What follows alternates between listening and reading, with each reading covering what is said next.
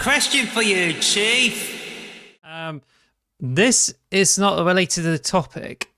I'm going to ask you, what is your favorite game and feel that could be the game of the year this year of 2023? Okay. So my favorite game that's released this year. Yes. So far. I mean, it's kind of obvious, kind of simple one, but it's Zelda Breath of the Wild. Tears of the Kingdom, not Breath of the Wild. That game came out 5 years ago. Tears of the Kingdom, also known as Breath of the Wild 2. The Tears of the Kingdom is such a fantastic game. If we're going to Xbox exclusive, Hi-Fi Rush, because Hi-Fi Rush is amazing, and I would highly recommend anyone playing that game. Is fantastic. Also think Resident Evil 4 is great as well. Resident Evil 4 Remake. Metroid Prime Remake for the Switch is also really good, and one of the best looking games on the Switch, was hilarious because the game's old as hell. But Tears of the Kingdom, that game is insanely good. Only game I could see possibly beating it is maybe Starfield, but even then, I'm like, it's gonna have to be a hell of a game for me to be thinking it's better than Tears of the Kingdom. Tears of the Kingdom took one of my favorite games of all time, which was Breath of the Wild, tripled it in size. So you added like another 2 worlds, basically. I don't want to spoil it for people who haven't played it. And then you have like new stuff to do and new abilities and building stuff, and it's just the best. It's such a good game. I'm really going to be gutted when I finish it. I've been taking my time with it. I could have finished it months ago when it first came out, but I'm like, I've done the 4 main bosses, plus I've done the additional stuff, got all the swords, and I'm basically on the last mission, and I refuse to do it. I'm just doing all the side quests. I'm not going to do the last mission until I've finished everything else. I don't want it to end. I'll be too sad when it's over. I love it too much.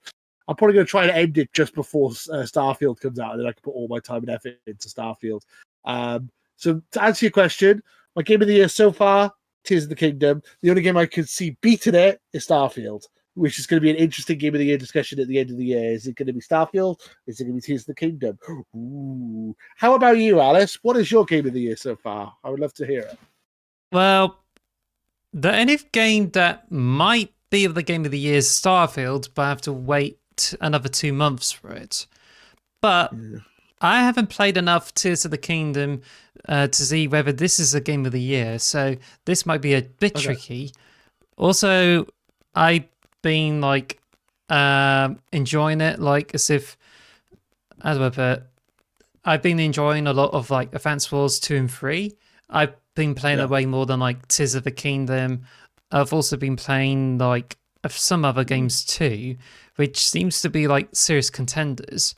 And this includes like Pizza Tower and other games as well.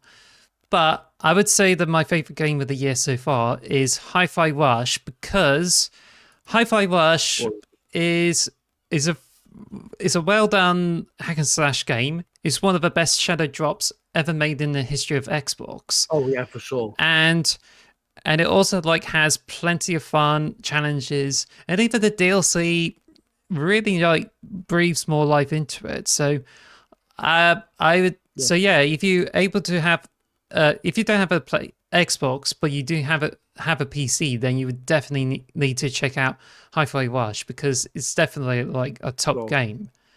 But it's still better than God of War. You should always everyone when I say it, but it's true. It's better than God of War. I don't care what people say. Hi-Fi Rush is better than God of War. And people are mad at me when I say it, but it's true.